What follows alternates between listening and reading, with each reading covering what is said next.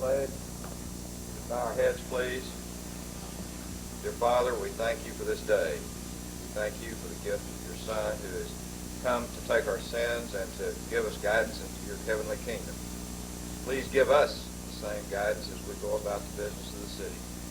Give us your blessing and give us your direction as we try to make decisions on behalf of this community. In the name of your Son, Jesus Christ. Amen. Amen. I Pledge allegiance to the flag of the United States of America and to the republic for which it stands, one nation, under God, indivisible, with liberty and justice for all. Move we accept the minutes of the last meeting. Second. Motion made and seconded on the motion. Yielding. Yes. Robinson. Yes. Thomas. Yes. Berry. Yes. Vestal. Yes. Height. Yes. And Witcher. Yes. Now we have communications. Do I get a motion on blanket? So moved. Is there a second? Second. Now I want to pull 3 and 6. Any other council members here for any of these? 7 through 12. 7 through 12? Yes, All sir. right. Yeah, and I'd like to pull, Oh, Lord. Okay. just read them all. Yeah, well, no, we're not going to read off. Which one do you want to pull? Well, I got to find it. Seen them, when they already get. I had. I don't know if you. I didn't see it listed. What's it regarding? Is it Vestal? It's, yeah, Number 5. number 5. Okay, Mayor, add 2 to my list too, please. All right. 2 and 5. 2. All right, well, tell you what, let's just do that. I think individually would be better. On number 1, do I have a motion? So moved. Motion made and seconded. Letter by Laura Spencer asking the council to vote against the smoking ban. On the motion? Yielding. Yes. Robinson. Yes. Thomas. Yes. Berry. Yes. Vestal. Yes. Height. Yes. And Witcher. Yes. Number 2, just read it by title and subject, and then if Alderman, whoever wants it read full, they can ask that to be done. This is a letter from Kelly Claude of 3412 North Olive, received in the U.S. mail, and she has been acquainted with the Braswell family and supports their store at 4700 JFK. Read it, please. In its entirety. This is a letter dated March the 4th to the North Little Rock City Council. It's regarding Easy Cash Pawn and Jewelry to whom it may concern. I've been acquainted with the Braswell family for several years and know them to be upstanding people. As a resident of Park Hill area of North Little Rock, I would welcome one of their stores at 4700 JFK. Sincerely, Kelly Claude, 3412 North Magnolia. Move we accept and file. Second. On the motion? Yielding. Yes. Robinson. Yes. Thomas. Yes. Berry. Yes. Vestal. Yes. Height. Yes. And Witcher. Yes. Number 3. Please read it by title. This is a letter from Joe Smith, Director of Commerce and Government Affairs. It's regarding an elevator at the electric department that is broken and 2 quotes to replace the hydraulic pump and motor. Amounts are $12,500 and $11,500. What I'm asking the council to do, Mr. Smith came to me and indicated that the electric department felt this was an emergency. Obviously, I have authority 10,000 or below. That's the bottom quote was $1,000, $1,500 above. So rather than me declaring an emergency, I wanted to bring it to council, indicating that that's what my intent to do, and give the council a chance to object. If you accept and file, I'll deem that as your okay to for me to declare an emergency and go ahead and ask that $11,500 purchase be made so the electric department get their elevator working. So moved. Second. Motion made to accept and file. On the motion? Yielding. Yes. Robinson. Yes. Thomas. Yes. Berry. Yes. Vestal. Yes. Height. Yes. And Witcher. Yes. Number 4. Would you please read it by title? This is a letter from Fritz Friedel, Director of Volunteer Services. It's the annual report of volunteer services. Can I get a motion? So moved. Second. Well, Fritz, are you here? Fritz? Friedel? Fritz? Is someone from the Office of Volunteer Services here? Well, let me just say that they volunteer enough during the daytime. We exceeded, I believe, well, I'm trying to think, with the Senior Citizen Center, I know, Fritz, 3 million, is that, I thought that was right, 3 million hours were contributed to the, was that $3 million, excuse me, $3 million worth of value. I think it's about $16, $17 an hour. I forgot exactly how that was equated, but we had literally thousands of hours that were donated by citizens of this community, a lot of which went to all facets of the activities that the city has. We're very excited about that office, and we want to thank all of our volunteers who have helped contribute to that value, and we hope that they get as much out of it as I know those that receive their services obtain. So let me just ask that all of us here, applaud those volunteers.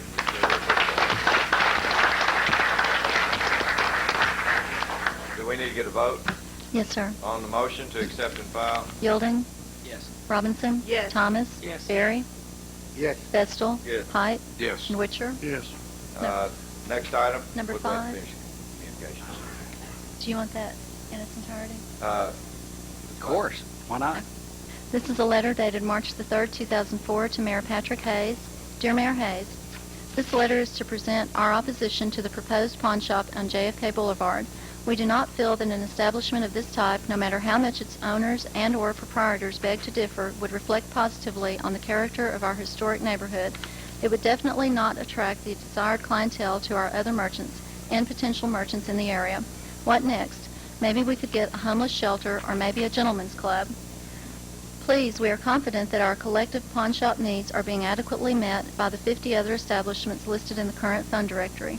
As tough as it may be, historic Park Hill and Lakewood for that matter, can tough it out and survive the indignity of having to drive a couple of miles to get to another dealer. Thank you for your consideration. Sincerely, Carol and Eddie Vestal.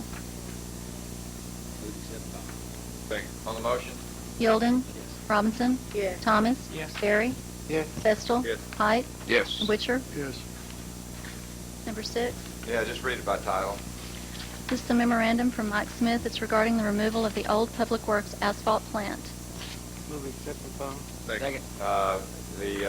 The letter is fairly self-explanatory. That plant's not been in operation for several years. It will, in my mind, never be in operation again. If we decide to get back in the asphalt-producing business, we'll go after a brand-new plant, and this needs to be gotten out of there.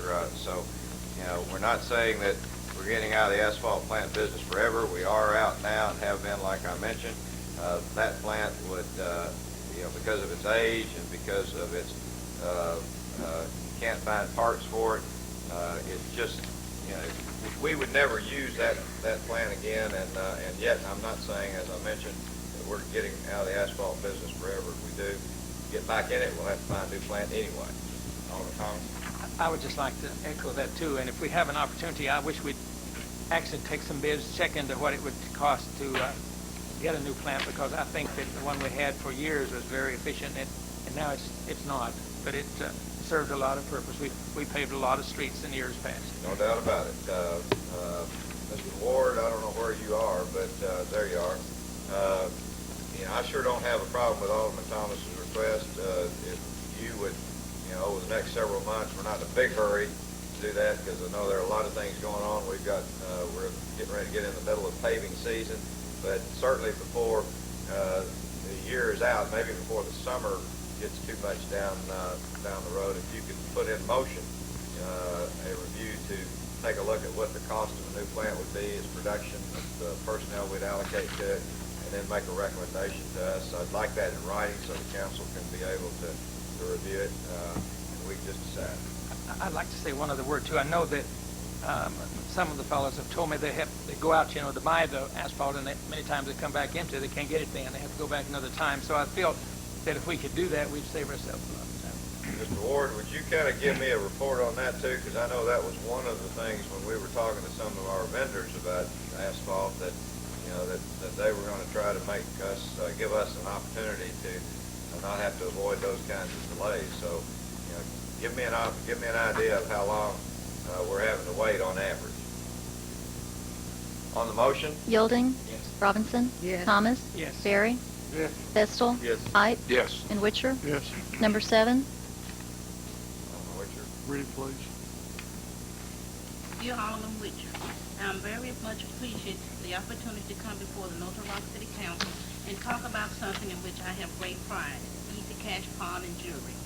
My family has owned and operated small businesses in Little Rock for over 55 years. My grandfather opened Troy's Rotodome in 1946. My dad, Troy Braswell, purchased the business and gained a reputation for providing a clean, safe place for kids of all ages to enjoy a good time. I'm sure that during the 70s and 80s, many of you or your kids have spent time in one of his 8-wheel roller skate rinks. Through his travels as president of the Roller Skating Rink Operators of America, my father developed a fascination with pawn shops. He and my mother could hardly pass a pawn shop without going in to see what interesting piece of jewelry could be found. My mother is proud to say that she never paid retail for any piece of jewelry she owns. The fascination with pawn shops eventually led my dad to open Paymore Pawn Shop in 1979. One of the things he knew of the pawn industry was that it had a bad reputation. This reputation led him and Marvin Itzowitz to Square Deal Pawn to co-found the Arkansas Pawnbrokers Association. The APA served to educate pawnbrokers in how to operate a first-class business of which their communities could be proud. My father also served on the board of directors of the National Pawnbrokers Association. My father also led the effort to bring Crime Stoppers to Central Arkansas. I joined the company in 1993 and changed the name Easy Cash Pawn and Jewelry. My vision for the company is to be the premier place to purchase previously owned merchandise and to serve as a financial bridge in difficult times for those in our community who have nowhere else to turn. The second Easy Cash Pawn and Jewelry store was opened in 1997. The desire to enhance the image of the industry has also motivated me to become involved in community and pawn industry affairs. I worked for 5 years to assist the Little Rock Police Department in implementing the electronic transmission of all pawn transaction data. This benefits the police department by saving time and resources. It benefits the pawn industry by improving the industry's image. I have served as a member of the board of directors and am currently the treasurer of the NPA. The NPA recognized my efforts in working for the industry by naming me the 2001 Pawnbroker of the Year. One of the things of which I am most proud is our Victims Assistance Program. In the past, alleged victims of property crimes were required to reimburse the pawn shop when items were recovered or wait for the judicial process to run its course. The Easy Cash Victims Assistance Program allows these alleged victims to redeem their property for only the promise to prosecute the alleged perpetrator. Thankfully, this program has only been needed a handful of times during the last 18 months, but it has provided a wonderful opportunity to continue to improve the industry's image. Perception of the pawn shop industry 20 years ago are much different than they are today. Today, people from all walks of life and all economic levels frequent Easy Cash Pawn and Jewelry stores. Many people are fascinated by the great variety of merchandise and the wonderful bargains to be found in our stores. Others enjoy coming in weekly for conversation and a cup of coffee. The typical pawn shop customer is between the age of 25 and 45 years with a high school degree. Additionally, almost 54% have some college or are college graduates. 62% of the pawn shop customers make greater than $15,000 per year, and 35% make greater than $25,000 per year. Figures come in from Pawnbroking in the USA, a profile of customers by Credit Research Center, Georgetown School of Business, Georgetown University, 1998.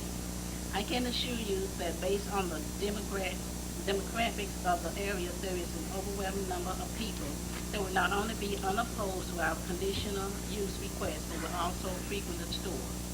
I would like to extend an invitation to you to come and visit one of my stores at your convenience. I would love to provide you with a guided tour of my business, but if you prefer an anonymous visit, then I would encourage you to do so anytime. You will not be disappointed. The 2 locations in Little Rock are at 8601 West Markham and 8302 Baseline Road. Thank you for your opportunity, and I appreciate your consideration in this issue. Regards, Douglas Braswell. Move we accept and file. Second. On the motion? Yielding. Robinson. Yes. Thomas. Yes. Barry. Yes. Vestal. Yes. Height. Yes. And Witcher. Yes. Number 8. Before we go to the next one, Alderman Witcher, is it your interest to read the remainders of these? Yes, sir. Okay, let me just ask if, unless there's an objection, we have a visitor who's going to share with us a little bit of history, and I'm going to offer the podium to Alderman Yielding to make that introduction. He's on a break and won't be able to remain with us very long, so without any objection, Alderman Yielding. Friday night, North Little Rock History Commission sponsored the Black History Month program at the Senior Center, and there was a lot of good entertainment with and educational plays and a lot of things that the audience benefited from. And one of the things was Reverend Cecil Gibson, and he does excerpts from Martin Luther King speeches, and so they wanted him to come here tonight, and I did too. It's about a 4.5-minute program, and so I'd like for him to come up, and he wants to. Reverend Gibson, yeah. Either the microphone, we won't even hold you to the microphone. You just feel free, although... yeah, come to the microphone so they could, the audience at home, and if you want to do any kind of introduction, that would be fine too. And feel free to dislodge the microphone too if you want to carry it with you, or just stick in the general area. The people at home, I'm sure, would enjoy it as much as we will. Let me say this. I also want to give recognition to Curtis Sykes and his wife, who spent a lot of time. Curtis is on the History Commission, and then also on the Black History Advisory Commission for the state. And he spent a lot of time getting the program ready, and it was a really good program down at the Hayes Center. Okay, thank you. Mr. Mayor and members of the House, thank you for having me this evening. We'll go briefly into our presentation. Well, I don't know.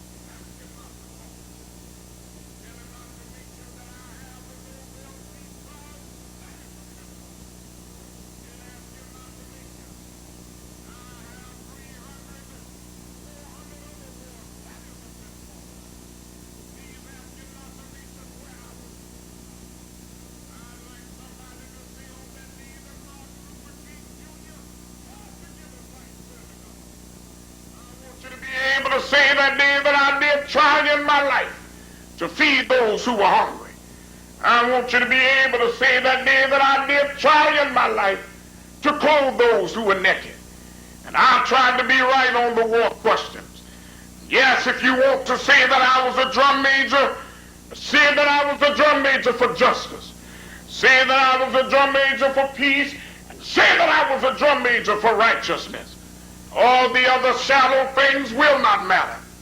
I won't have any money to leave behind. I won't have the fine and luxurious things in life to leave behind. But I just want to leave a committed life behind, and that's all I want to say. If I can help somebody, as I pass along, if I can cheer him with the water, with a song, if I can show somebody he is traveling wrong, then my living will not be in vain. If I can do my duty as a Christian ought, if I can bring salvation to a world once wrought, if I can spread the message as the Master taught, then my living will not be in vain. There is something that I want to say to you today, that in spite of the difficulties and the frustrations of the moment, that I still have a dream. And it is a dream deeply rooted in the American dream. I have a dream that one day this nation will rise up, live out the true meaning of its creed. We hold these truths to be self-evident. That all men are created equal. I have a dream today. And I have a dream that one day, on the red hills of Georgia, the sons of former slaves and the sons of former slave owners will be able to sit down together at the table of brotherhood. I have a dream. I have a dream that one day, down in Alabama with its governor's lips, dripping with the words of interposition and nullification, right there little black boys and girls will be able to join hands with little white boys and girls and walk together, sisters and brothers. I have a dream. I have a dream that one day my 4 little children one day live in a nation where they will not be judged by the color of their skin, but by the content of their character. I have a dream.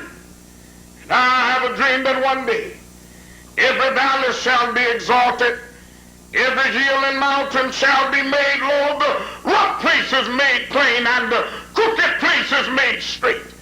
And the glory of the Lord shall be revealed, and all flesh shall see it together. This is our hope. This is the faith that I go back to the South, and with this faith, we will be able to hew out of the mountains of despair a stone of hope. And with this faith, we will be able to transform the jangling discords of our nation into a beautiful symphony of brotherhood.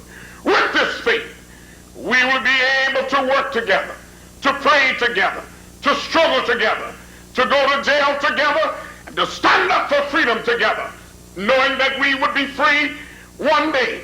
And this will be the day when all of God's children will be able to sing with new meaning, my country, tears of thee, sweet land of liberty of thee I sing, land where my father died, land of the pilgrim's pride, from every mountainside let freedom reign. If America is to be a great nation, this must become true. So let freedom reign from the prodigious hilltops of New Hampshire. Let freedom reign from the mighty mountains of New York. Let freedom reign from the curvaceous slopes of California. Let freedom reign from the heightening Alleghenies of Pennsylvania. Let freedom reign from Stone Mountains of Georgia, from Lookout Mountains of Tennessee, from every mountainside. Let freedom reign, and when this happens, when we let freedom reign from every village and every hamlet, from every state and every city, we will be able to speed up that day when all of God's children, black men and white men, Jews and Gentiles, Protestants and Catholics, will be able to join hands and sing in the words of the old Negro spiritual, free at last, free at last. Thank God Almighty, we're free at last. Thank you.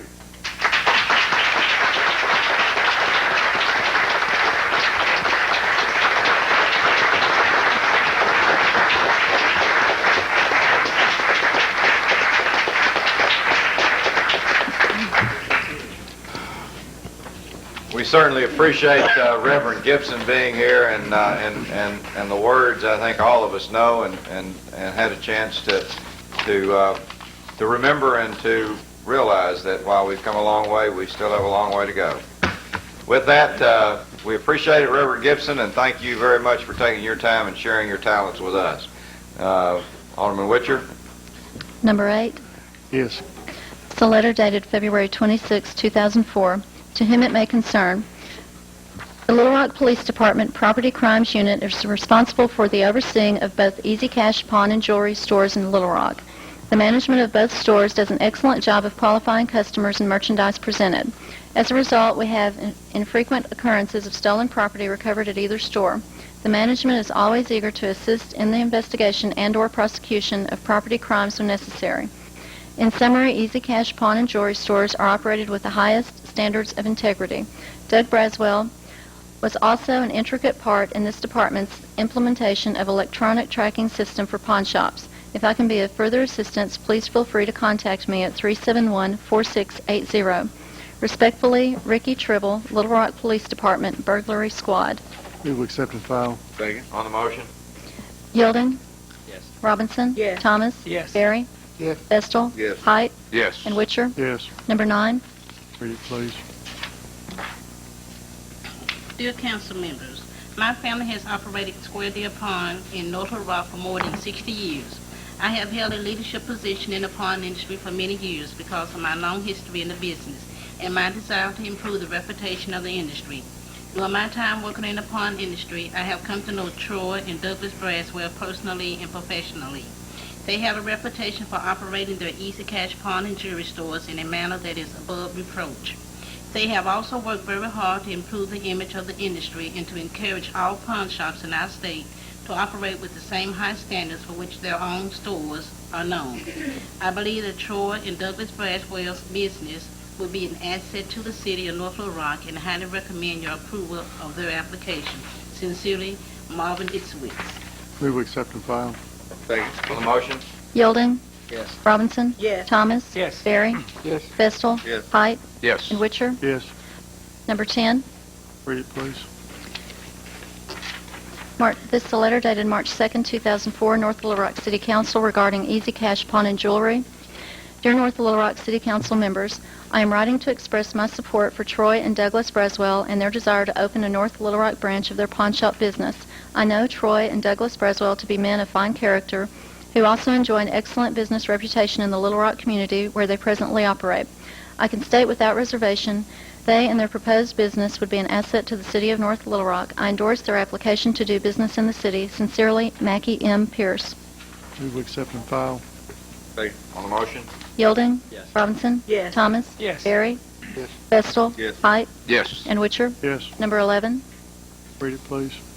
Ladies and gentlemen, as a business and property owner in North Little Rock, let me tell you of my opinion of a good friend of mine, Douglas Braswell. Mr. Braswell owns Easy Cash Pawn in Little Rock. Let me highlight a few issues that you should be aware of. Number 1, Easy Cash properties are bright, clean, well-kept business facilities. 2, in all of their endeavors, they have cooperated with local authorities continuously. 3, their history has always been above reproach. 4, they try to be good vendors to their customers and good stewards of all entrusted to them. 5, their employees are well-groomed, polite, and wear nice uniforms. This is uncommon in this industry. 6, the Braswell family are strong Christians and run their business accordingly. Overall, I would say that they would be an asset to any community. Sincerely, Richard Goff. Move we accept and file. Second. On the motion? Yielding. Yes. Robinson. Yes. Thomas. Berry. Yes. Vestal. Yes. Height. Yes. And Witcher. Yes. Number 12. Read it, please. It's a letter dated February 24th, 2004, North Little Rock City Council, to whom it may concern. I am writing this letter of recommendation on behalf of Easy Cash Pawn and Jewelry. They have been our tenant since September of 1997. In that time, they have been an excellent tenant. From a landlord's perspective, they are perfect. The property is kept clean, and they pay their monthly rent promptly on the first of the month. When they first approached us about renting their location on West Markham, I was concerned. I knew all of the stereotypes and was very concerned about what it would do to the property value. All of my concerns were wrong. They are good people who run a very clean operation. I highly recommend you approving their application. If I can be of further assistance, please feel free to call me. Paul C. Chuck Pronitzer, General Partner from Pronitzer Family Limited Partnership. We accept and file. Second. On the motion? Yielding. Yes. Robinson. Yes. Thomas. Yes. Berry. Yes. Vestal. Yes. Height. Yes. And Witcher. Yes. That's all of the communications. Let's go to old business. Ordinance 0409, Mayor Hayes. Please call it. This is an ordinance amending North Little Rock Municipal Code Section 6-40 to extend the hours in which alcohol may be served. Third and final reading. Do I have a motion? Move for adoption. Second. On the motion? Yielding. Yes. Robinson. Yes. Thomas. No. Berry. Yes. Vestal. Yes. Height. Yes. And Witcher. Yes. On the emergency, Yielding. Yes. Robinson. Yes. Thomas. No. Berry. Yes. Vestal. Yes. Height. Yes. And Witcher. Yes. Ordinance 0410, Alderman Thomas. read it one time and hold it. This is an ordinance issuing a temporary outdoor florist permit to the New Life Pentecostal Church. Third and final reading. I think you want to tell now. Next item. Ordinance 0411, Alderwoman Robinson. Can we discuss it? It's just what the best thing to do is get a motion and then discussion. So motion. Motion Okay. made and seconded. Discussion. The floor is yours, Alderwoman. All right. Regarding the trash dumpsters, this legislation that I'm sponsoring because there were citizens here in North Little Rock that asked me to sponsor this type of legislation. I thought that the problem regarding dumpsters was only unique to Ward 2. But in driving around in the city, I saw that there were some problems with dumpsters in other areas. Mayor Hayes, the first time this legislation was read, he mentioned the fact that if dumpsters were on sidewalks and on easements, they needed to be moved. I have you to know as of today, dumpsters are still on sidewalks, they're still on easements, and they're still overloading the dumpsters. Now, this legislation, as I said, would affect the entire ward, I'm sure. In December 2002, this city council passed the stinking dog ordinance. And I'm sure that the stinking dog, there was a need for this. Well, I've been asked, well, why do we need more laws or more legislation? Only thing that this law will do is just enforce dumpsters, is what it will do. And I just figured that if the city council can pass a stinking dog ordinance, that surely we can pass a dumpster law. Now, that's just my opinion. Now, I've modified the legislation. I removed the enclosure. But I'm not going to water down that legislation anymore. Because the people have called me, they say that this is needed, and Mr. Mayor, I want us to either vote for it or vote against it. I want to vote for it tonight. Take that as a motion for adoption. Is there a second? Motion made and seconded. Discussion again. Good. I think we already had a motion. If you want to bring the enclosure back, I'll vote for it. Don't muddy the waters. No, All right. Excuse me, Alderwoman. Would you go ahead and read it, the third time. Ms. Whitby? Well, this is an ordinance establishing regulation for trash dumpsters. Third and final reading. All right. Now let's get a motion Move for for adoption. adoption. Motion As made and amended. seconded. As amended. Discussion. Discussion. Statement. Alderman Height. I visited with the head of Waste Management, Mr. Wayne Rathbun, about dumpsters over a week ago, and he has, in the process of purchasing digital cameras to place in each of his trucks that services the dumpsters, Little Rock, North Little Rock. And where problems arise, the drivers are to take pictures of it, and he is implementing policy and procedures where they can clear up any unsanitary dumpsters, or where they may be parked in are placed in easements, or they're placed in right-of-ways, etc. And in places where there is need for additional dumpsters, he is implementing procedures to take care of that issue also. But rather than putting in a law and saying that he has to got to have a clean and sanitary dumpster, Waste Management is taking steps to identify those dumpsters as we speak. Let's go to Alderman Witcher and then Alderman Thomas.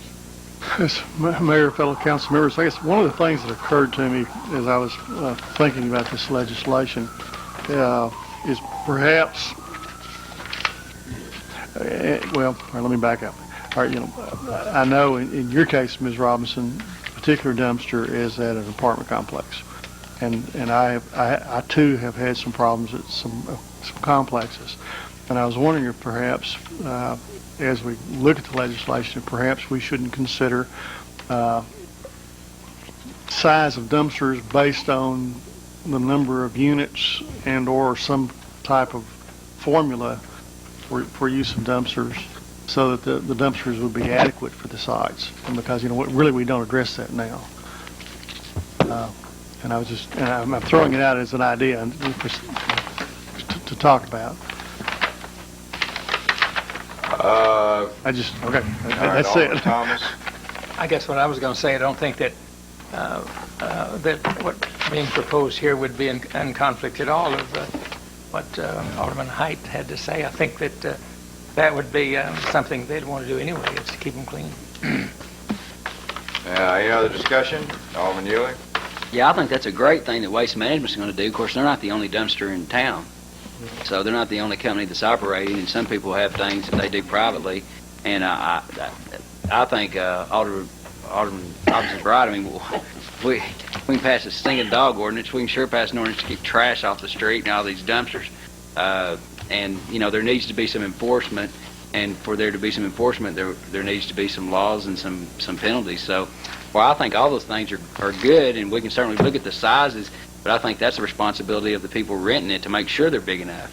And I don't think anybody's going to get real overzealous on giving tickets. I think we want them to be cleaned up first, but if they're not, then, you know, then code or whoever can give the tickets. Alderman Barry? Yeah, I can echo that because I think it's an enforcement tool. 2 years ago, or probably 2.5 years ago, I brought before you pictures of a dumpster that spilled into a neighbor's lawn, and we did something about it, and were able to do something about it then because it was unsightly. But this is just an enforcement tool because it's back the same way again. And unfortunately, we can't. We run around putting out fires without that enforcement tool to give it a good hard kick in the butt, if that's what you want to say, and that's what they need. Because the same offenders do the same things over and over and over again. If they can get away with it, they get our heads directed somewhere else where we don't have the time to spend on them, and then the next thing you know, we got it back again. And this will give us a great tool, I think. Any other discussion? Alderman Witcher? Okay, Mayor, I only have one question. I'm sorry, Ms. Robinson. My notes are kind of sketchy. Did we do away with the locked lids, just closed? I think the only thing that we said was that the lid had to be closed. Am I right? Yes. The only two things that are remaining in the original ordinance was under Section 1, Paragraph 2 and 3. What remains says this: all trash dumpsters shall be maintained in a sanitary manner that will not cause odorous or rank smells. The dumpster shall also be maintained in a manner in which no trash, rubbish, or debris is located outside the dumpster. The new Section 1, Paragraph 2, the last part is doors to a trash dumpster shall at all times be enclosed when trash is not being deposited into or empty from the dumpster. So it's just smell, trash outside, and the doors have to be closed when not in active use. Okay, but my notes were complete. All right, thank you. Any other discussion? We did delete number 1, which is the fence corral. Okay. Can I ask the gentleman that heads up code step forward to the microphone in just a second? Mr. Wadley?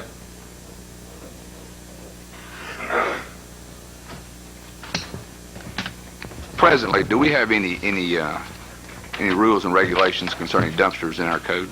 We're enforcement of the public nuisance ordinance now when they become unsightly or unsanitary. So, and they are identified specifically? No, sir, they're not identified specifically. It's just a condition that exists there at the dumpster. Okay. If we were to pass this bit of legislation, how much time would it, during the day, would it take your officers to comply with this? I don't know how many dumpsters there are in the city to look at. I mean, we wouldn't know until we probably we wouldn't go on passed it. dumpster patrol, but we probably would respond to anyone that might point it out to us. Correct. So I mean, it's hard to answer that question without knowing what kind of complaints that we might get. Correct. If presently, if someone calls your department complaining about a dumpster, are you in contact with the company that services that dumpster, or? Not necessarily. We contact both parties. Usually we first go to the management of the business that has that dumpster and ask them to clean it up, because sometimes it is their fault, sometimes it's illegal dumping, and also we contact the dumpster company if it needs to be immediately emptied, because I think we've run into some issues where maybe they haven't paid their dumpster bill, so we can contact the dumpster company itself and tell them to come empty the dumpster. So basically, we're on this now then. We're working on this problem as we on a daily basis presently. Well, maybe not on a daily basis, no, sir. We don't get complaints on a daily basis. You don't get complaints? We get more in the summertime because of the odors from the dumpster. Sure, because of the heat. Yes, sir. The dumpster that Alderman woman Robinson was referring to out in her ward. Have y'all had complaints on that dumpster? Yes, we have, and I've also seen some photographs that the alderwoman has supplied me. And we've talked to management, and they said they would try to keep it cleaned up, but it's back to we don't know if it's a management problem, illegal dumping problem, but we're leaving it up to that management to decide how they're going to correct that problem at this time. There is a problem with illegal dumping around the dumpsters in They had North to Little get Rock. the tenants to comply. Yeah. A lot of the tenants, when you have that many tenants, just throw it on the ground. Thank you. One of the things that I'd like to say, that is, this legislation is not being sponsored, was not sponsored because of people or the residents from Glenview. You know, the complaints that I got was from Shorter Gardens area, Barron Cross area, Rose City area, off of 18th Street. So I got complaints from all over the city regarding dumpsters. The Protho Manor situation did not trigger this legislation. And the photos that I have from around the city are not only Protho Manor, but they're from other locations from the city. So it is an issue in the city, and I think that this legislation is good legislation. This is legislation that the people have asked for, and all I'm doing is what the people have requested. Let's call the vote. Mayor. I'm sorry. That's all right. All right, Ms. Robinson, would you consider an amendment to Section 5 to make it effective May 1st Why? instead of immediate? Well, it says the ordinance shall be 60 days after its adoption. Okay, Mr. all right, all right. You know what? Section 5, unless that's been amended out. Yeah, you will amend that. Immediate passage. Excuse me? Section 5 says that this ordinance shall be effective 60 days after its adoption. Okay. Yeah, I'll make an amendment that we did on May 1st. I'm sorry. Second. No, okay. No, that's fine. Motion made and seconded that this ordinance be adopted. On the motion, We had a motion that we changed the I withdrew wasn't it. I withdrew it. he withdrew it. He withdrew it. He didn't make the motion. I made the motion, she Alderman, seconded you it. only made the motion, Alderman Robinson seconded. Because he said May 1st, so. All right, motion made and seconded. On the motion to amend. Yielding. Yes. Robinson. Yes. Thomas. Yes. Barry. Yes. Vestal. Yes. Height. No. Witcher. Yes. Motion carries. You accelerated that, Alderman. Move we adopt as amended. Second, on the motion? Yielding. Yes. Robinson. Yes. Thomas. Yes. Barry. Yes. Vestal. Yes. Height. No. Witcher. Yes. Motion carries. Next item. Congratulations, Alderwoman. Thank you. Ordinance 0412, Alderwoman Robinson. Please read it. This is an ordinance prohibiting parking in certain areas of the city, placing restriction on parking in said areas. Second reading. Third reading. Moves to suspend the Third rules. and final reading. It's the third Is reading. this the third and final ma'am. reading? Yes, ma'am. Well, Move I for move to adoption. adoption. Second. Motion made and seconded. Any discussion on the motion? Yielding. Yes. Robinson. Yes. Thomas. Yes. Barry. Yes. Vestal. Yes. Height. Yes. And Witcher. Yes. On the emergency, Yielding. Yes. Robinson. Yes. Thomas. Yes. Barry. Yes. Vestal. Yes. Height. Yes. And Witcher. Yes. Ordinance Oh, wait a minute, 0416. Alderwoman Robinson, is your name on anything else? We might as well roll you on down tonight. Roll. You got it moving here. So you want to, let's see, who's the next one? Alderman Punch Witcher, you out want next. Alderwoman Robinson to move this one forward? Well, would you? You know, it's working so far. He wishes she'd handle it.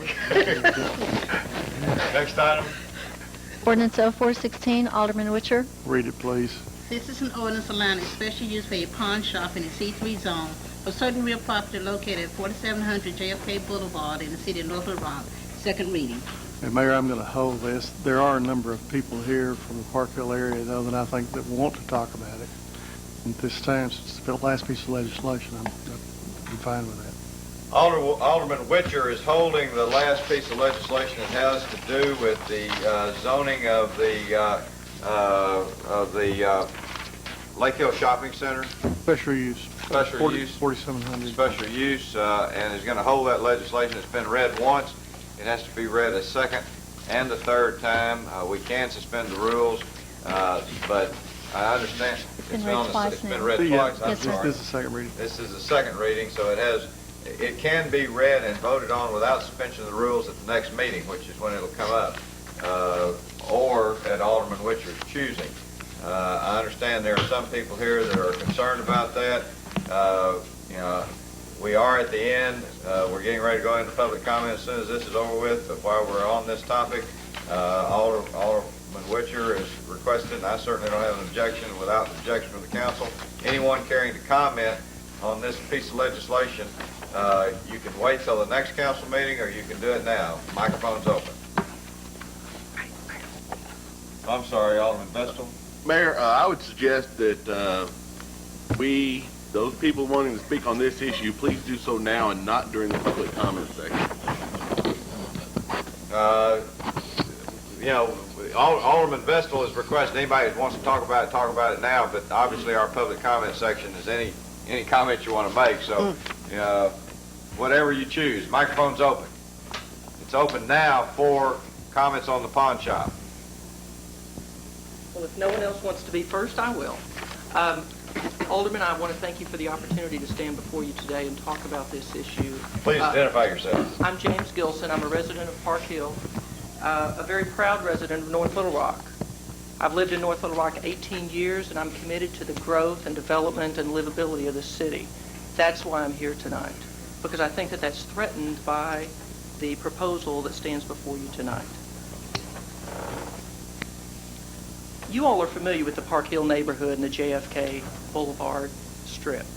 And you all know what kind of a place that is. Park Hill and the surrounding areas are a neighborhood full of churches, quiet businesses, and growing families. It's a place that I choose to live because of that, and that many of the folks here tonight choose to live. We choose to live in North Little Rock because it's such a great place.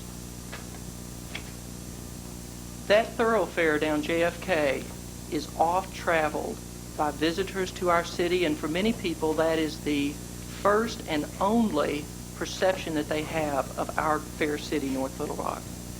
I'm concerned about the perception that our visitors will have to our city when they go down one of our premier thoroughfares and see pawn shops.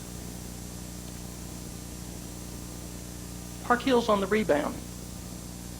We all recognize the investment that has gone into Park Hill over the last decade. Citizens are investing in homes and businesses. You cannot travel through Park Hill after a weekend and not see construction debris in front of houses up and down the streets, because people like myself and my family are investing in that neighborhood. It's a neighborhood that's coming up. This is the wrong direction to place a pawn shop in our neighborhood. It's a vibrant and exciting neighborhood. The shopping opportunities have increased dramatically in Park Hill, and the types of businesses that have been moving into Park Hill make us proud as North Little Rock citizens. The JFK thoroughfare is an economic engine for the whole city, not just the Park Hill neighborhood. We've all heard the saying that rising water raises all boats. Well, it's the reality here, is that when you have these thoroughfares like JFK that are generating tax revenue, that are generating increased top property taxes and property values for our city, we should not threaten that with anything that might inhibit that continued growth in a positive direction. I've spoken to many of the business owners up and down the Strip in Park Hill, and almost without exception, they're opposed to having a pawn shop in their midst. I've spoken to many of the residents in Park Hill, and they're also opposed to having a pawn shop in the neighborhood. The whole purpose for these kinds of decisions coming before the City Council is so that the City Council can consider the public's input on these kinds of things and can consider how the neighbors feel about having that kind of a facility in their neighborhood. I know that certain folks, in fact, I've spoken to Mr. Braswell personally on this issue, and Mr. Braswell and others will present to you that a pawn shop is just like any other retail establishment. Maybe it's like any other resale establishment. I think we all recognize that that's not the case. When we start seeing antique shops in Park Hill with the name Easy Cash Antiques or Easy Cash Dress Shop, then we'll know that, in fact, pawn shops are like regular retail establishments, but they're not. Even whenever you consider the support letters that you heard tonight. Mr. Braswell's letter that was read into the record this evening acknowledges that pawn shop owners have a bad reputation. He acknowledges that. In fact, another of the support letters, Mr. Richard Goff's letter, noted that to have a clean, well-run pawn shop is, quote unquote, uncommon in this industry. This is one of the pawn shop supporters who wrote a letter supporting this, pawn shop in Park Hill. They recognize that there are public perceptions about pawn shops that will damage any neighborhood in North Little Rock, especially a vibrant, growing, developing neighborhood like Park Hill and the JFK corridor. Mr. Braswell acknowledged in his letter the fact that theft victims have to deal with pawn shops. He was proud of the things that they've done to try to allow theft victims to get their property back, and I'm glad that he's doing that. However, he acknowledges that that is an issue that residents like myself have to be concerned about in our neighborhood. I do, however, take exception to one thing that he wrote, and that is that he claims that these people are, quote-unquote, alleged victims. I challenge you that those people who have had to go to pawn shops to retrieve their own hard-earned personal property are not alleged victims, they're victims.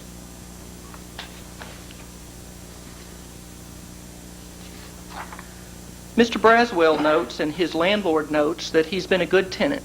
And I'm happy for his landlord, and I'm happy for Mr. Braswell that he has been a good tenant. But we must note that in Little Rock, those pawn shops are located in places that are zoned for pawn shops. Park Hill is not zoned for pawn shops.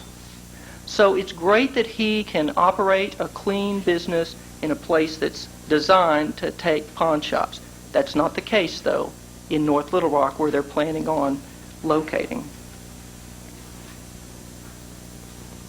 In fact, whenever I consider the city of Little Rock and their growth and their planning and their zoning, I'm doubly proud of being a North Little Rock resident, because by comparison, I think that we're doing a great job. Let's face it, perceptions are reality. The perceptions of myself and my neighbors, the perceptions of visitors that visit Park Hill and the JFK corridor, and the perceptions of business owners up and down that strip count. That is our reality. The consequence of having a pawn shop in that neighborhood will damage all of us. When residents see a neighborhood that they think is on the up and up and is improving and getting better, when they see a rezoning, or in this case a special use permit that's approved that allows a heavier use, it is a perception in our neighborhood that we're going backwards. Instead of us making the good progress we've been making the last 10 years, it's going backwards. What does that do to residents' willingness to invest in the community and their support for the community and its infrastructure, its neighborhoods? The same is true for businesses. I've spoken with business owners up and down that strip over the last week, and they don't want a pawn shop in the neighborhood either. Many of them, I will tell you, are afraid to speak out. Many are afraid to speak out because they have a business relationship with some of the folks who are requesting this rezoning and this special use permit. It also affects visitors. When visitors come through one of our premier areas, their perceptions of whether North Little Rock is a good place to live, a good place to work, a desirable place to shop, will be affected by their perceptions. And let's face it, both Mr. Braswell and his support letters and the other pawnbrokers who have weighed in on his behalf have acknowledged that there are perceptions out there that will damage Park Hill. I ask every alderman to consider this when you vote, be it tonight or be it in the future, that this is not the right direction for this property in this situation. It's not right. There's no place on the JFK Strip that is zoned C4. which is the zoning required for a pawn shop in North Little Rock. Not one. In fact, I went to the planning department Friday and looked at the maps in that immediate area. For those of you who are familiar, from the area roughly at Budget Saver Food Store down past McCain, that little valley, there are only 2 lots that are even zoned C3. The rest is all zoned C1 and C2. To have a C4 use in that neighborhood, to have a business that gives off the perception that'll damage our neighborhood is the wrong thing to do. I ask you all to consider that very carefully and to oppose this special use permit so that we can keep Park Hill the neighborhood that it is and the neighborhood that it will become. This is not about Mr. Braswell's character. I'm sure he's an upstanding man. This is about the character of Park Hill, and this is about the character of North Little Rock. Thank you. Thank you.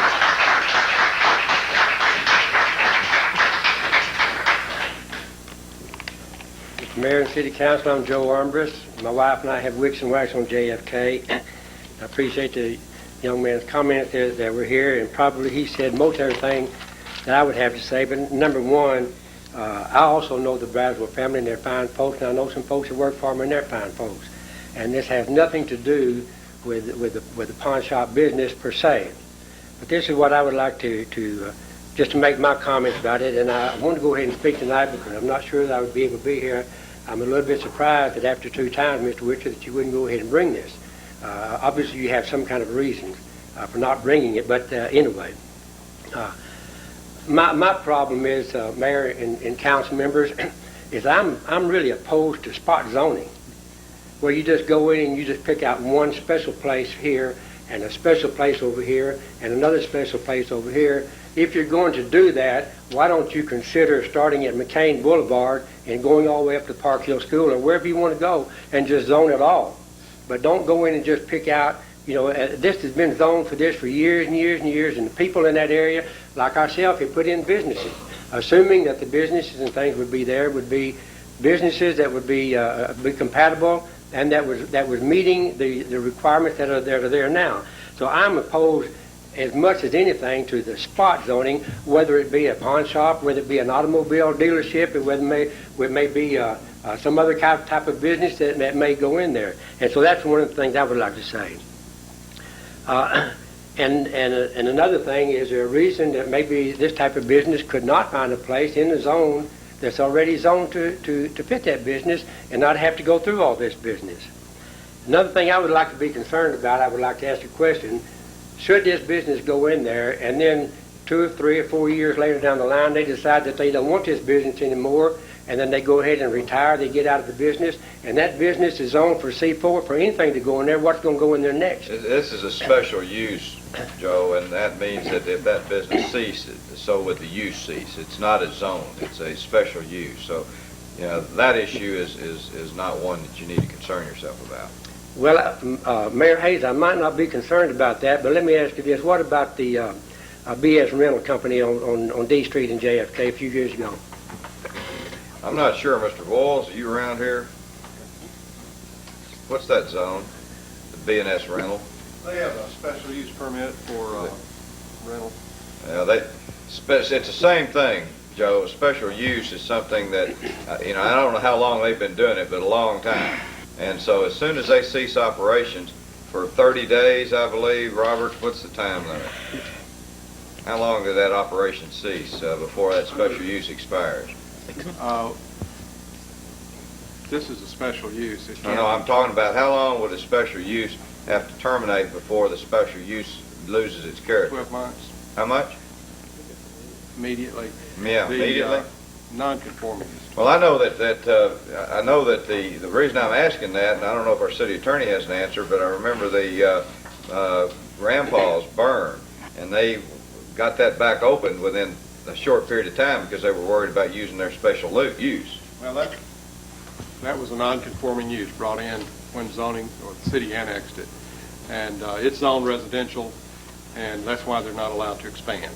So that's the difference between a non-conforming use and a special use. When the special use ends, it ends immediately, and when a non-conforming use, they have a certain period of time to reconstruct it? 12 months to 12 months, reconstruct. okay. Joe, the answer to that in is, we all learned a little bit, is if this was granted and it ended, then that use would end automatically. Mayor, let me ask you this. BS Rental had that business for years and years and years. Are they the ones that had the special use permit? BS Rental? And what happened whenever they sold out? How long did that business operate under as it is right now without a special use permit? How long did it get by our city father by that? I remember not too long ago when they went in and had it, they had to come back in and ask for it again because they had bought it out and had been there and operating quite some time. And I think Mr. Yielding maybe would have. Well, let's let Mr. Yielding, while we're in educational mode, Mr. Yielding. What he's getting at is, and I didn't know that they came back, it's before my time, but B&S was given the special use. They sold out to the RSC, so a different bunch is operating it now than was originally. And so, well, that's what's happening. So now, I don't know if, now Robert, so let's just get up here and air this out. Okay. I believe we held this about 3 years ago. I believe RSC came in and got a special use. They had to get another special use because they changed ownerships. Yes. Okay. But when were they supposed to get a special use permit? Immediately. And they didn't. How long did it take them to get it? I know that, but they operated a long time, I think, without even applying for it before it was even brought to anybody's attention. So that's, and the same thing could happen in any other business that is rezoned if someone lets it get by. If someone else come in and bought it and opened up the same business in there, who's going to say that it's not going to, are they going to come back and do it again? Well, I mean, that's true. Somebody has to be aware of a violation before we can do anything. Okay, but anyway, it does happen, and it has happened right on JFK. My question is, one of the things I'd like to say is, will the entire area, after it's all over with and said and done, will it be beneficial? And is this just a beginning with Mr. Matthews to take his other properties and stuff and get those spot zoned, or spot, whatever you call it, Mayor, I don't know. And finally, I'm just going to ask these questions. Y'all can answer them if you don't want to answer them anything, but Mr. Witcher, I was just curious why you sponsored this legislation, and you're not even alderman in the ward when the two aldermen in the ward are opposed to it. You can answer or not answer it, I don't care. Mayor, I'd be happy to do that. Okay. All right. Mr. Gibson was out of town, and Mr. Yielding wouldn't return his phone calls. And as a courtesy to Mr. Matthews, I sponsored it. Well, let me tell you. And I will simply say, if Mr. Yielding had answered his phone, I wouldn't be in the position I'm in. Okay. Yeah, you would be. Hold on, Mr. Yielding. Mr. Armburst got the floor, and Can I have the floor, Mr. Armburst? Sir? Can I have the floor, Mr. Armburst? Sure. no, you need to ask me for the floor. I'm sorry. Okay. He's got it. But he can give it back to me, and then I give it Okay. to you. You can have it. That's a deal. Let me just ask these, and I'll get. First of all, Wait a minute. Let's let Mr. Armbruce finish, and then we'll go. Yeah, I got all night. Go ahead. yeah, I do too. I do too. All right, Joe, go ahead. Finish up, and then we'll go to Mr. Yield. Okay. I was just concerned. I mean, and my other question is how often does this happen when one alderman in another ward will sponsor something in someone else's ward when the alderman that's in that area is opposed to it? It's unusual, but it happens. Okay. Quite often. Just okay. Unusual. Okay. It's an exception rather than a rule. Okay, and another I've already asked you, I wonder how many other properties did Mr. Matthews, I know he owns 3 or 4 of those buildings right along in there, so if he gets one, is he going to ask for another one for something else? Mr. Matthews about that. And Mr. Mayor, I'd like to ask you this. When you do this, if you do this, and I hope that you don't, and like I said, I'm like the other gentleman. I have nothing wrong. I know the type of business that Troy, I do not really know Doug, I do know Troy and his wife, fine folks, I understand that. But is this not something that might set a precedent?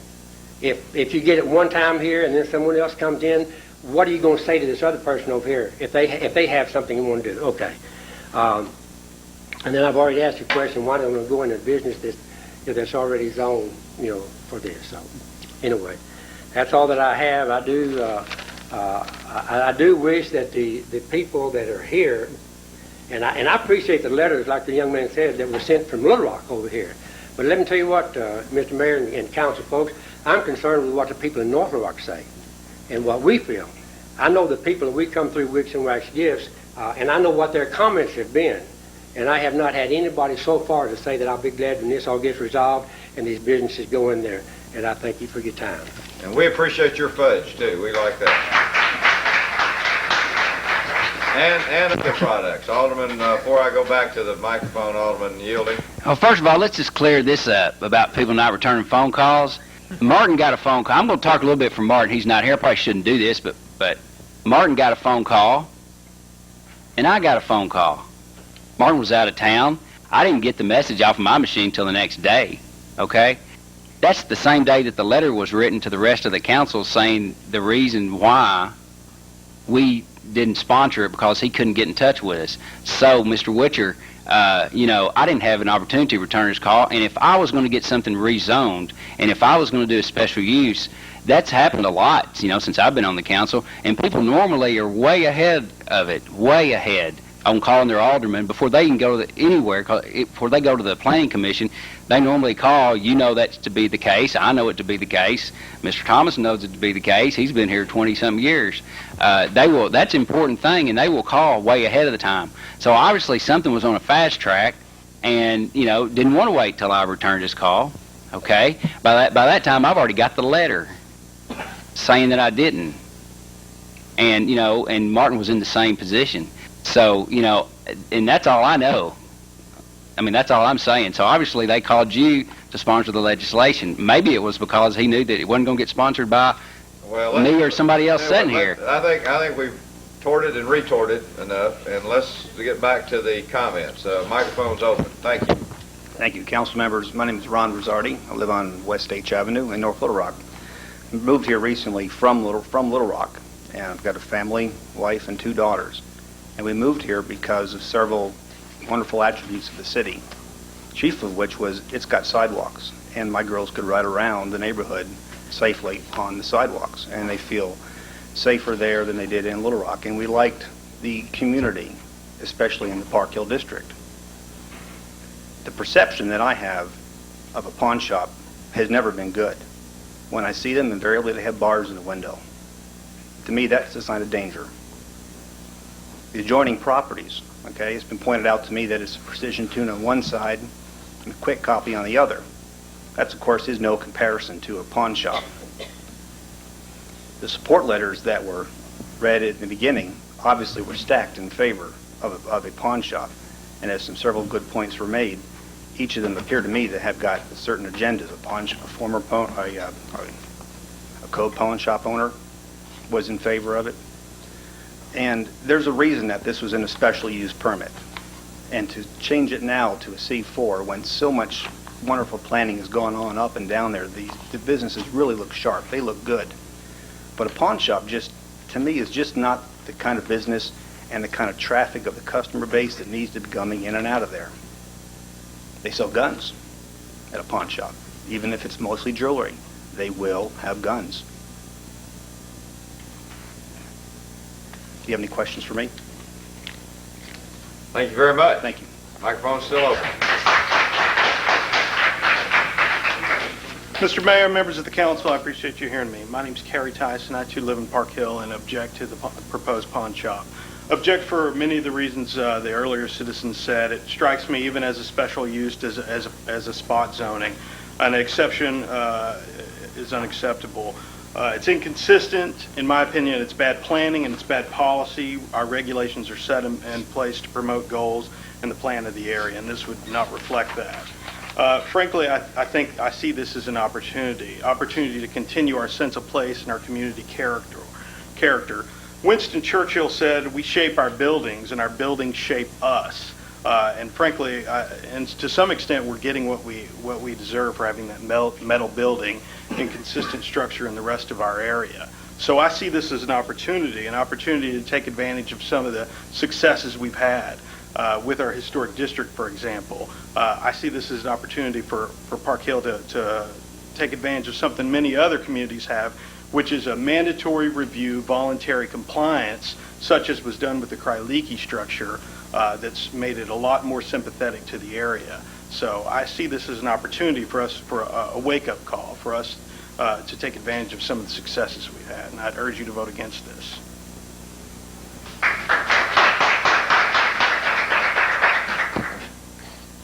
Council, thank you. My name is Tamara Robinson. I live in Park Hill as well. My husband David and I live on West G. I know that David, my husband, talked to several, if not all of you, so I just want to thank you for the time that you took to discuss these issues with David. And again, I'm just here to reiterate what the others have already said, that this is not consistent with the character of Park Hill. It's not a step in the right direction, and we very much appreciate your consideration on this very important issue and would urge you to decide against it. Thank you. Thank you.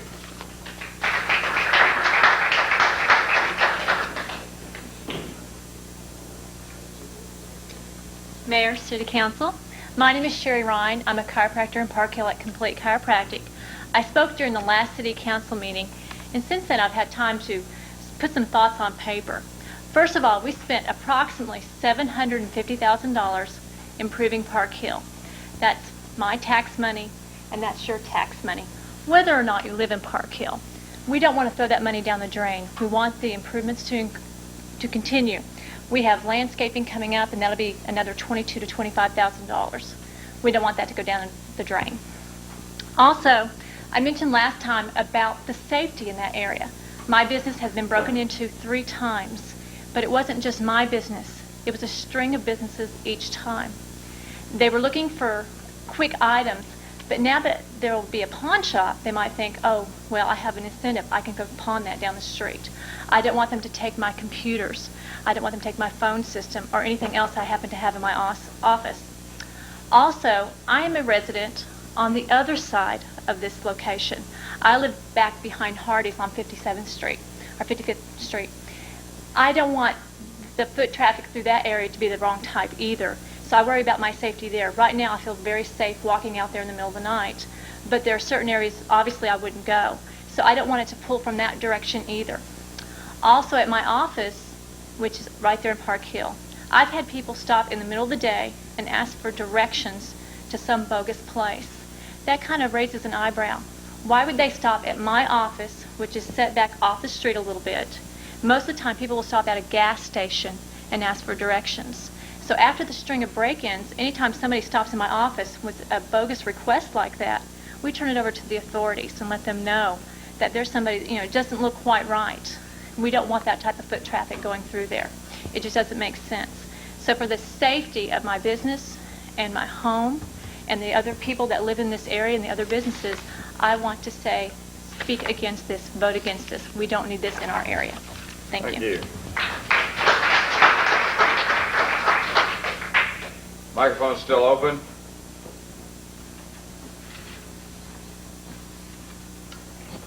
Council members, my name is still James Ard. I'm going to put a different twist on this. I let them go ahead of me.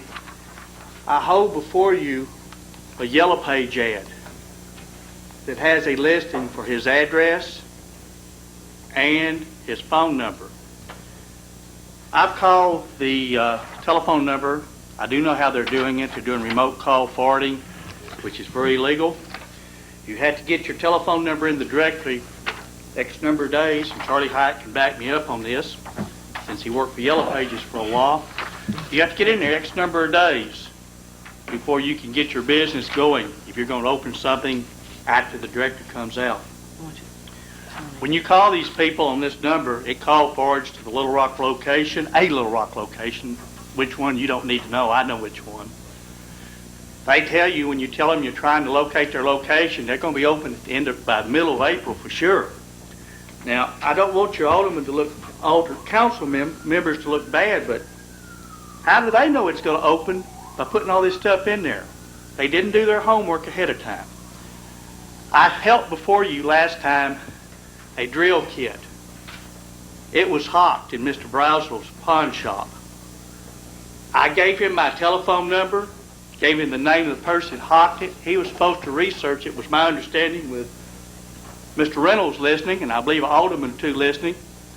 He was supposed to research it and see why I wasn't given the opportunity to reclaim my goods if I would prosecute the person that did it. I haven't heard from him. Maybe I'll hear from him tonight. Maybe he'll get up and speak publicly.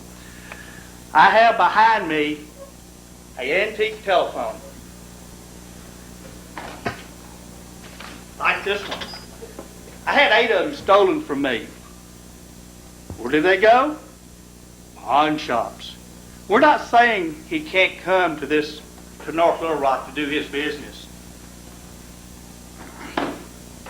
What the people from Park Hill are saying, let's find an area he needs to locate. We're not trying to keep him out of the business over here. So I strongly ask that you consider what I have said and what these other nice people have said. Remember, we're not trying to keep him out of business. We just feel this is not the appropriate area. Thank you all very much. I have a question for Mr. Ard. Mr. Ard, would you stand for question? Mr. Ard, where do you suggest the pawn shop be located? No, not really. I'm not trying to throw it in any one of y'all's areas. Okay. But y'all know as well as I know, there's certain areas of town that can handle pawn shops better than other areas. Will you not agree with that, Alderwoman? I think we've gone enough. Okay. Thank you.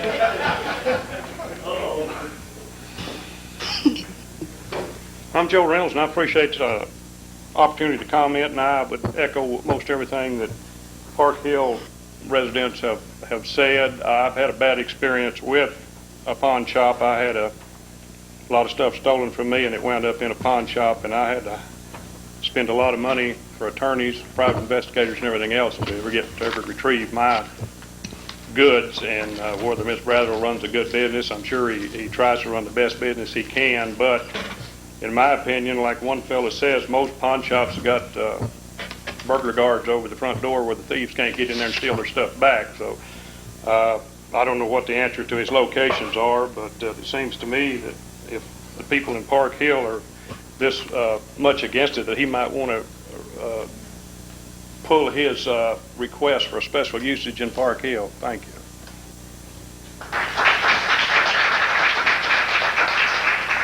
Okay, we really didn't have a formal hearing or anything. We just, at Alderman Witcher's request, we offered the opportunity for people to speak. We are now, as I indicated, based on what Alderman Witcher said, he'll hold this legislation at least till the next... I'm sorry, Mr. Matthews will speak, please. Excuse me? Mr. Matthews would like to speak. Oh, okay. I just want to clear up one thing, if I may. What's that? The issue behind the sponsoring, my name's Hal Matthews with Matthews Properties. I was the original applicant on this. I want to clear up for just a second the issue of Murray Witcher agreeing to sponsor this special use application. And I did not mean to, in my letter to you all dated January 12th, to each of the aldermen and to the mayor, in the second to last paragraph, I'd like to read it real quick so everybody here understands the circumstances of why Murray agreed to sponsor my legislation. The subject site is located within the boundaries of Ward 1, and as such, I would be remiss if I failed to explain the circumstances under which the aldermen from Ward 1, Alderman Gibson and Yielding, are not currently sponsoring this legislation. The Planning Commission approval was granted, as detailed above, on January 10th, which in effect, due to certain contractual obligations made necessary, the filing to the North Little Rock City Council's Attorney's Office on or before 12 noon on January 12th. The aforementioned contractual obligations mandate that this request be heard by the City Council at the earliest possible meeting date in the event of receiving Planning Commission approval. I attempted to contact Alderman Gibson and Yielding seeking their dual sponsorship of this legislation, but was unsuccessful. This special use request is currently being sponsored by Alderman Witcher, and as such, neither he nor I are assuming that Alderman Gibson or Yielding would either approve or oppose this legislation. It was just a mere courtesy of Alderman Witcher helping me out on a timetable issue. Nothing more, nothing less. Since that letter, I don't know if y'all have seen these flyers. Have y'all seen those? I'd like to pass them out if I may, please. These are the kind of tactics folks that are against things do sometimes on special use. And I am going to talk about this for a minute because it impugns my integrity, the integrity of Murray Witcher, and basically the integrity of this board, the city council. As innuendos of backdoor meetings, this is absurd. It says pawn shop invades Park Hill and JFK, exclamation point. But we're not in Park Hill. It's on JFK. It's not a lot unlike West Markham. They look like pretty much identical streets in their use, character, nature, and surrounding neighborhoods. Also, when people do this, they never put their name on it. They're obviously not proud of it. The purpose of these flyers are to get folks upset. And they never do it before planning commission meetings. They wait until it's a political opportunity and not a planning issue. This is a planning issue, fair and simple. It's a quiet business. Here in North Little Rock, it requires a C4 zone. No one's seeking a C4 zone on JFK. That would be inappropriate. Is a pawn shop a legitimate special use request for the particular lot and building in question and neighborhood? That's the question. It's not tied to crime. Crime's going to happen anyway. Walmart sells guns. Fort Thompson sells guns. I believe in your ward. More crime because they're there? I don't know. It's not statistically proven. And certainly crime is not statistically proven to occur more often around pawn shops. No one's giving you those facts. I don't have those facts. I don't think anybody does. It's just, I understand their concerns. I too was concerned when they came to me and asked to purchase this building, not lease it. They're willing to make a great deal of investment in this property and in this neighborhood. I don't think they're going to squander it. I don't think they're making this investment thinking that they won't have any customers. It's real hard for me to pass out a brochure like this saying, come to the meeting so you can support me so I can sell the building to Mr. Doug Braswell so we can open a pawn shop. It's just not going to happen. You're not going to hear from them, hardly. You heard some letters, but there are an awful lot of people that go to an awful lot of different stores that they wouldn't come out of their houses on a Monday night to support it, nor would I expect them to. So I'm already behind the 8 ball, especially when people start printing stuff like this. It's hard to generate a lot of passion to help Hal Matthews sell a building. It's just not going to happen. So all I got to do is try to convince y'all as to the reasonableness of this. Not the perfect. It may not be perfect, but seldom in planning are things perfect. The Planning Commission approved it unanimously. The community planning staff endorsed it. It's a planning matter. It's not, I think Mr. Braswell, again, these things, no one ever tells you who sends them. Who am I supposed to meet with, to talk to? Instead of coming here and having these big, long hearings and stuff, I'd be happy to meet with them. So would Mr. Braswell. We don't know who to meet. All we get are telephone calls going, we don't want a pawn shop on JFK. Well, why not? Because it's a bad thing. Well, why? Have you been to Mr. Braswell's shop? Can you envision what he has planned there? Have you asked him what he's going to do there? It just doesn't happen. I'm just asking you, let's don't make this a popularity contest based on emotion.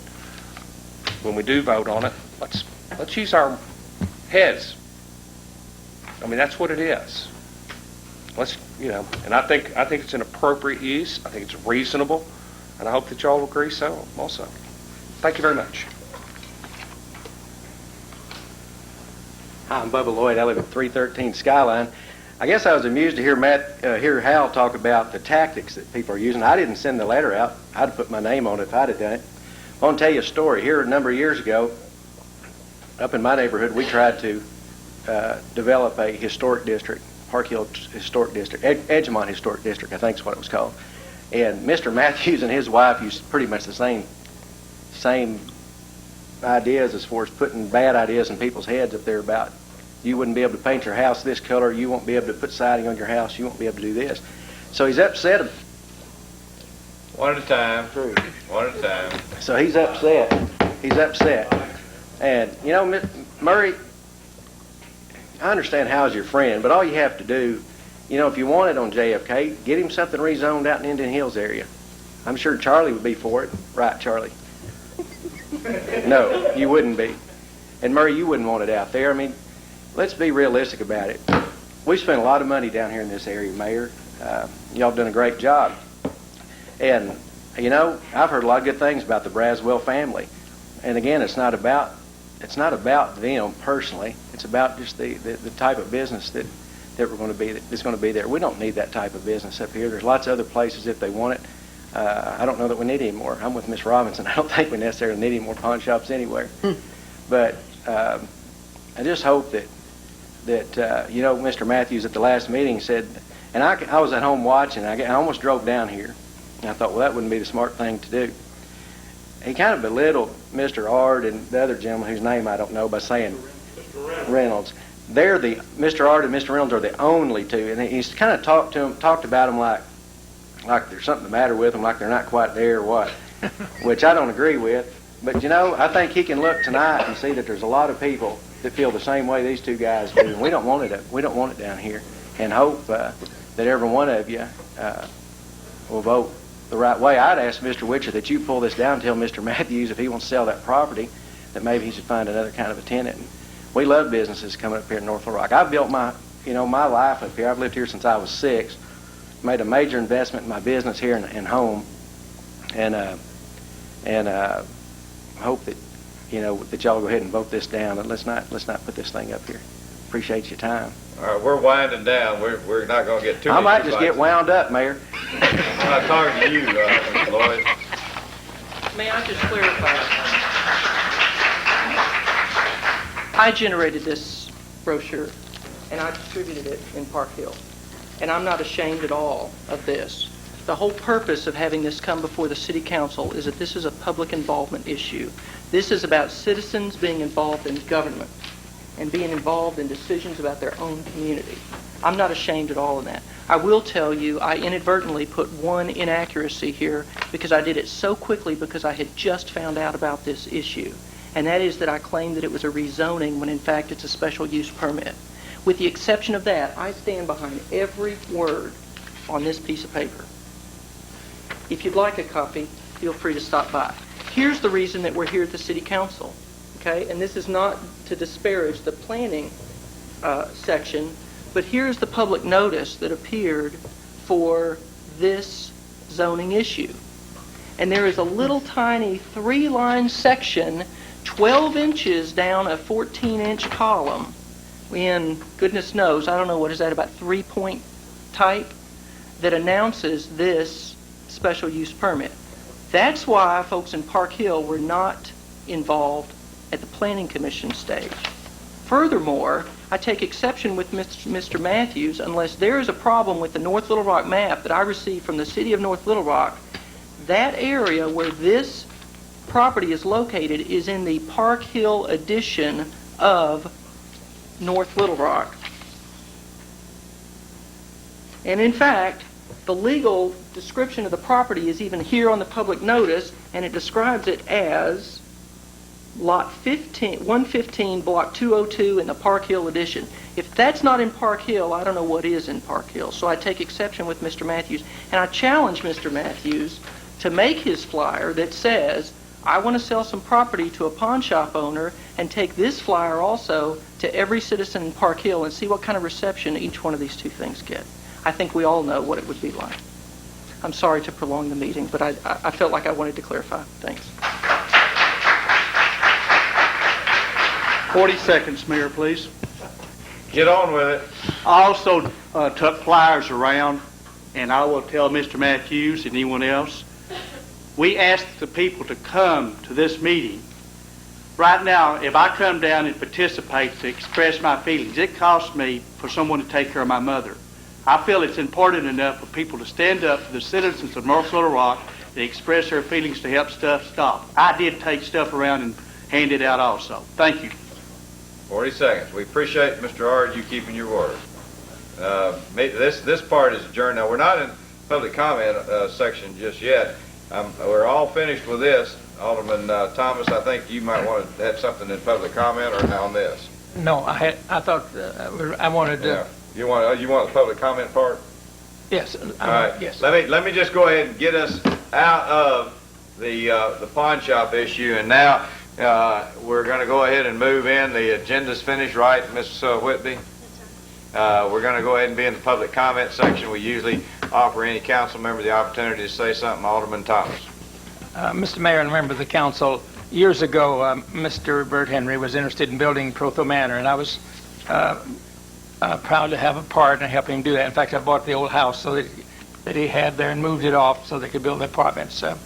Recently, the new owners now there's new owners there, and they've closed the gate there on South Woodland that goes into the project, and it makes for a great hardship on the people on South Woodland. And I visited with several out there, I guess, Thursday and Friday, and many of them are really anxious to have that gate open back up so they can go through there, especially those that live right at the gate, because people don't know it's closed. The big trucks come around, they'll have to jump the curb, and it makes it very difficult to make a turn and get out of there. So the people out there, I think, is very much in favor of our opening it again. It's been used for, I know, 20, 30 years. So I would like to see the city attorney take whatever legal action necessary to open the gate back up. I take that in the form of a motion. Is there a second? Second. Ms. Whitby, please call the roll. Alderman Thomas is getting a sense of the council that we're going to ask the city attorney to take whatever legal steps, and I know I've spoken with him. He does feel that we have grounds to reopen that based on whatever the will of this council is. So vote your conscience. Ms. Whitby? Yielding. Yes. Robinson. Yes. Thomas. Yes. Barry. Yes. Vestal. Yes. Height. Yes. And Witcher. Yes. Let's open her up, Mr. City Attorney. Will do, Mayor. Thank you. Any other comments from any council member? Alderman Height? I want to refresh everybody's memory, but some time ago I was appointed as an ex officio member of the Central Arkansas Water Board, so to let everybody know that they're getting their money's worth, I've been attending meetings on the second Thursday of each month, and they had a special call meeting a week or so ago concerning protection of the watershed, the Lake Maumelle watershed. So to kind of bring you up to speed and bring you up to date of some of the good things, among the other good things that the Central Arkansas Water Department is taking care of, they denied application to develop approximately, I forget how many acres it was, but a company wanted to develop and put in, it was about 300 or developed 300 or 400 lots in the watershed, and the water board denied their application and upheld the resolution protecting the Lake Maumelle watershed for future development. Any other council member? The microphone. I'm sorry. I want to speak with Chief Bradley before. Chief Bradley, Alderwoman Robinson would like to speak to you after the meeting. Sorry. Don't clock out just yet. Any other council member? The microphone is now open. Public comment section. If Mr. Taylor comes to the microphone, go ahead, and I'm going to want to give some travel instructions in the morning, some transit instructions. Mayor, my name is Bobby Taylor, and council members, good evening. I just wanted to bring up a problem. I don't know whether y'all know about it or not, but here not too long ago, the highway department resurfaced East Broadway. There's a place out there just before you get to Protho Junction that they've been straddling the manhole, and the asphalt is beginning to start breaking off. I mean, it's starting to deteriorate. And when they raised the East Broadway, they done a good job on it, but they did not raise the manhole. and I just wondered if there's anything we could get done about Well, I think so. Tell Mr. Ward exactly where that is and let us check on it, and we'll see if we can notify the highway department, and if it's something that they can't get to, maybe we'll It's about address 12 or ourselves. 15 blocks from the outside all the way to Soto Junction. All right, Mr. Ward. Let me just bring anybody who is aware, certainly those here, and first of all, let me appreciate all of those of our citizens and those who are coming into our city that are transiting the downtown area. We are going through a really testy time in some respects due to the closure of the Main Street Bridge and the construction that's going on our Main Street, 6th, 7th, and 8th, 5th, 6th, 7th, and 8th. In the morning, for the next 2 days, the intersection at 7th Street will be closed. And that means that traffic coming down the Main Street Viaduct will have to merge into one lane to everyone taking a right at 8th Street and moving on to whatever direction you had. Most people will go around to 7th Street and on over to the Broadway Bridge. But for the next 2 mornings, that movement will be somewhat restrictive. We ask people to go early, come a little late if you can. Try to avoid that area as best as possible. But in any event, we're going to be going into one lane for the next 2 days. That would be Tuesday morning and Wednesday morning. The contractor, if nothing happens in a weather or find some utilities buried there, that western half of that intersection will be opened up by Thursday morning, which will then allow us to go back into straight and right off of the Main Street Viaduct.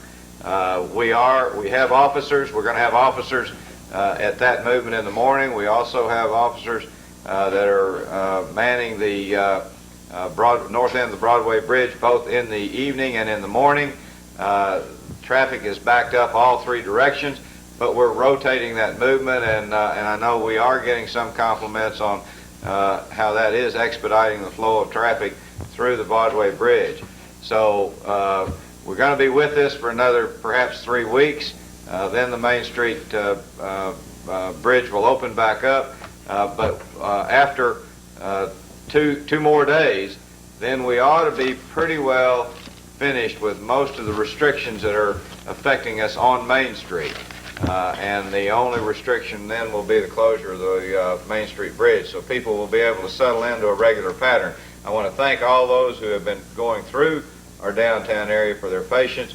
A couple more days, and then we'll be able to establish some regular routes. We do intend to have officers at the end of the Broadway Bridge, both in the morning and in the evening, to try to expedite the flow of traffic through there as best as we can.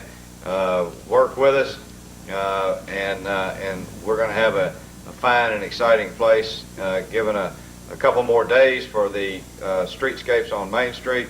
And one other thing that's going to be coming in front of us, and I just got to, it is a bit of a down part, but it shouldn't affect it as much as it has, and that is there will be partial closures of 3rd and Main Street, Broadway and Main, here as they River Rail connects that. So again, thank you for your patience. We ask for, we need it because it's not a whole lot of fun, but we're going to do our best and we're going to try to get you through there. We're all excited about what the end result's going to be. With that, I hear a motion. On the motion. Yielding? Yes. Robinson? Yes. Thomas? Yes. Barry? Yes. Vestal? Yes. Height? Yes. Witcher? Yes. They didn't have public comment. Here we go.